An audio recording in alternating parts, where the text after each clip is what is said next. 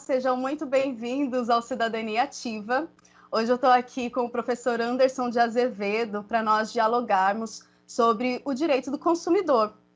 Essa semana nós estamos falando sobre a segurança social, o direito humano à segurança social, que é um sistema de proteção e justiça social.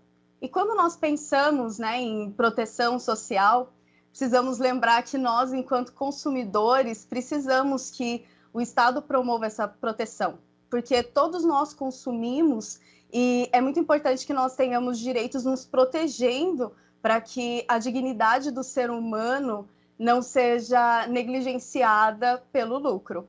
Então, eu convidei o professor Anderson de Azevedo, que dá aula de Direito do Consumidor na Unifil e foi meu professor de Direitos Humanos na UEL. Muito obrigada por estar aqui, que honra. A honra é minha. Obrigado pelo convite e que bom poder participar e dialogar nesse canal tão importante, né? A construção assim, de uma sociedade mais compartilhada, né? De pensamentos e ideias. Sim. E a minha pergunta para você, o que eu gostaria que você falasse um pouco aqui para a gente, é sobre como nós, através da cidadania ativa, podemos concretizar e defender os nossos direitos enquanto consumidores.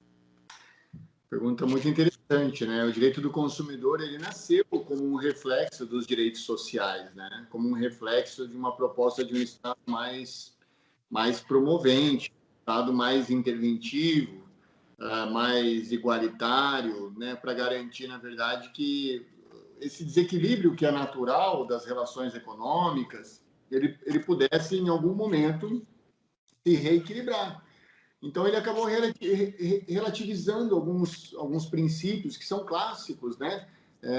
O princípio da autonomia da vontade, da liberdade, né? Que as pessoas colocam assim como premissas assim, das relações privadas. E que, de fato, essas premissas, na verdade, não existem no plano concreto, no plano fenomênico, né? Quem tem necessidade não tem liberdade, né? Porque a necessidade, ela tira do indivíduo a capacidade de optar. E sem opção não há liberdade. Então, a ideia do direito do consumidor é estabelecer um reequilíbrio de forças num cenário econômico, permitindo que o consumidor ele participe, como você mesmo mencionou, né, do processo de fornecimento, né, da inserção de bens no mercado de consumo, né, para atender às suas próprias necessidades, né? E de que forma ele pode participar? Bom, primeiro, ele pode participar escolhendo bem os seus representantes, que serão aqueles que irão desenvolver o processo legislativo, né, criar as regras para que a sociedade de consumo ela seja organizada, né?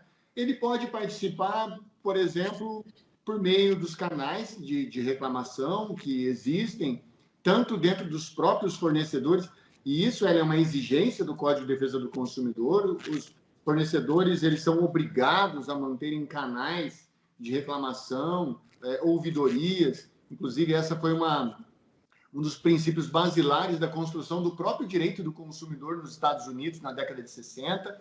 Né? John Kennedy propôs isso, né? Que as empresas que estavam ali iniciando, ali no auge ali do sistema capitalista americano, elas disponibilizassem canais para ouvir o consumidor, né? Então, isso existe no Brasil, através de decretos federais, né? O consumidor pode participar, como tem participado, né? De maneira mais ativa ultimamente, que é pela via das redes sociais, né? Claro, nós não defendemos aqui uma revolução armada nas redes sociais, né? Como alguns, às vezes, utilizam as redes sociais como se fosse terra de absolutamente ninguém, que pudessem falar tudo que está no seu íntimo mais tenebroso. Calma lá, mas com cordialidade, respeito, é possível, muitas vezes, estabelecer um diálogo. Né? E o consumidor pode participar também, através dos conselhos municipais, conselhos estaduais, né, que propiciam a formação, né, de uma relação dialógica entre quem recebe a norma, né, que são os consumidores aqui, e também os fornecedores.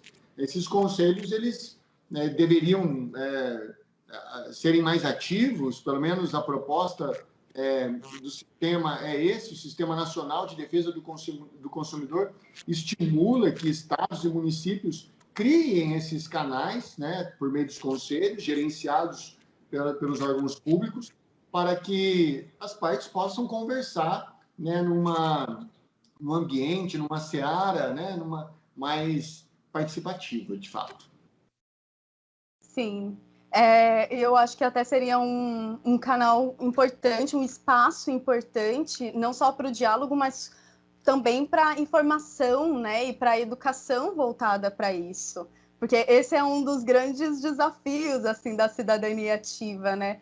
E você fala, por exemplo, da questão da autonomia, eu abordei isso no vídeo sobre a segurança social, que além de não termos, então, essa liberdade por haver a necessidade, nós também não recebemos a educação, a informação necessária para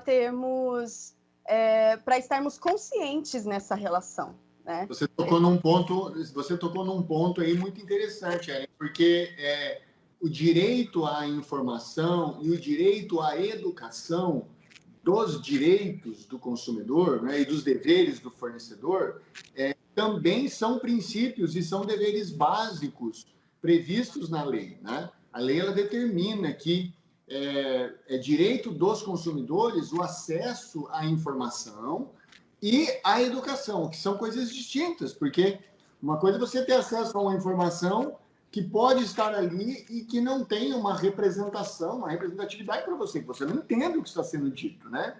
Ou porque o conteúdo é um conteúdo muito distante da sua realidade, ou porque é um conteúdo muito mal versado, muito mal construído, mal informado, com palavras, né? O direito é muito cheio dos bacharelismos, né? Dos ismos e dos dádios, e isso muitas vezes não, isso gera um distanciamento muito grande entre, né, uma realidade normativa e uma realidade fenomênica, né, que é aquilo que nós vivenciamos e tal. E os conselhos municipais, por exemplo, eles, como você mesmo mencionou, eles poderiam ter um papel fundamental nisso, né? Não apenas as faculdades procuram fazer isso um pouco, né, mas há ainda um distanciamento muito grande entre aquilo que são direitos conhecidos, direitos exercidos e direitos previstos, né? São três dimensões distintas: os direitos que estão previstos, os direitos que são conhecidos e os direitos que são exercidos, né? Então, hoje nós estamos vivendo um distanciamento muito grande, né? E isso, no meu sentir, isso mitiga o exercício da cidadania, isso retira do indivíduo a capacidade de se mobilizar, porque, de fato, ele não compreende que está em estado de lesão, né? Ele está sendo lesado, está tendo seu direito tolhido, e ele não percebe isso, né? Ele não tem percepção disso. Então, de fato, aumentar estes canais, e mais do que ter muitos canais, né? Aumentar a eficiência desses canais, ela é um propósito da lei, está previsto na lei, como eu disse, é um direito previsto, né? Mas é um direito muito pouco conhecido e muito menos exercido, né? Sim. E é muito interessante porque, assim, a cidadania ativa, né, essa participação, o exercício da cidadania é de interesse do Estado, né? No sentido de que deveria ser, e é um direito, está previsto, né? A Constituição cidadã, né? Então, traz todas as previsões para que isso aconteça. E se é de interesse do Estado, o Estado que deveria se aproximar dos cidadãos, né? Facilitar esse acesso, esse canal, né? E, por exemplo, o Conselho do Direito do Consumidor, eu não conhecia. Eu, né, que sou formada em Direito, que atuo na área, não conhecia o Conselho. Você que falou para mim, e eu achei muito interessante, e isso evidencia, né, a falha nesse sentido de promoção da cidadania, porque, poxa vida, nós temos, a lei estabelece diversos direitos e caminhos a serem seguidos, né, para que isso aconteça, mas não é colocado em prática. E isso, né, precisa mudar, mas nós precisamos tomar consciência disso para que... Não é algo novo. A lei que instituiu o Conselho, ela é de 2003, né? Essa lei, na verdade, é a mesma lei que instituiu o PROCON, né? Em Londrina, por exemplo, nós temos essa lei, que é a 9291 de 2003, ela instituiu 3 órgãos que fazem parte em conjunto do chamado Sistema Municipal de Proteção e Defesa do Consumidor. Esse sistema ele é formado pelo PROCON, que é o órgão mais conhecido, né, justamente pelo seu protagonismo nos grandes problemas que nós temos relacionados ao assunto. O Conselho Municipal de Proteção e Defesa do Consumidor e também o Fundo Municipal de Proteção e Defesa do Consumidor. Então, o núcleo, que é o PROCON, o Conselho e o Fundo, são os 3 órgãos que integram esse sistema, né? E o Conselho faz o quê? O Conselho é o órgão que tem maior representatividade, ou deveria ter. Ele é formado, basicamente, por representantes do Poder Executivo, Secretaria de Governo, Secretaria de Finanças, Secretaria de Saúde, né, pelas questões que envolvem, inclusive, vigilância sanitária, tem um representante da vigilância sanitária, né? Existe também um representante do Poder Legislativo, da Câmara de Vereadores, né? Existe também uma representação da sociedade civil organizada, um órgão, um representante dos organismos empresariais, como, por exemplo, a CIO, pode ser, né? E também um representante de uma associação de proteção e defesa do consumidor, e mais o Ministério Público. Então, quando a gente olha esse conselho, formado por um número considerável de pessoas, né, nós temos ali, legalmente, uma representatividade, né? Temos um membro do Legislativo, que a princípio é um representante ali da voz popular, temos vários órgãos do Poder Executivo, né? E é esse conselho que deveria discutir, né, dialogar com a sociedade por meio dessas vozes todas e também propor as políticas municipais de defesa do consumidor, né? Inclusive com representantes, como eu disse, dos próprios fornecedores, né? E, de fato, o que nós vemos é uma ausência, né? Não de funcionamento, porque ele funciona, né? Nas suas reuniões que não são conhecidas, né? O que seria o ideal mesmo, que eu vejo, né? Uma reunião como essa que nós estamos fazendo aqui, muitas janelinhas aparecendo, né, nas telas, né? Mesmo distanciados, isolados socialmente, só que não... todo mundo participando, dialogando, e as pessoas comunicando do lado aqui, da timeline, fazendo os seus considerandos, as suas proposições, né? Um espaçozinho depois da reunião para que as pessoas eventualmente pudessem apresentar suas ideias, né? Acessar os seus dispositivos móveis. Eu acho que democracia, cidadania ativa, seria isso no direito do consumidor num plano municipal, né? Quem sabe, né, tenhamos aí num próximo momento político da nossa cidade, né, alguém que levante essa bandeira. Com certeza, precisa, né? Precisamos. E a ideia é essa, são muitas áreas, são muitos direitos que precisam da nossa participação para que eles possam se concretizar.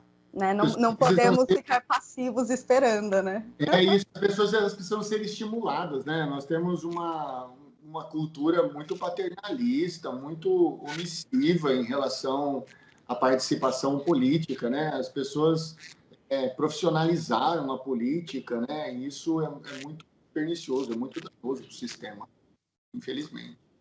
É verdade.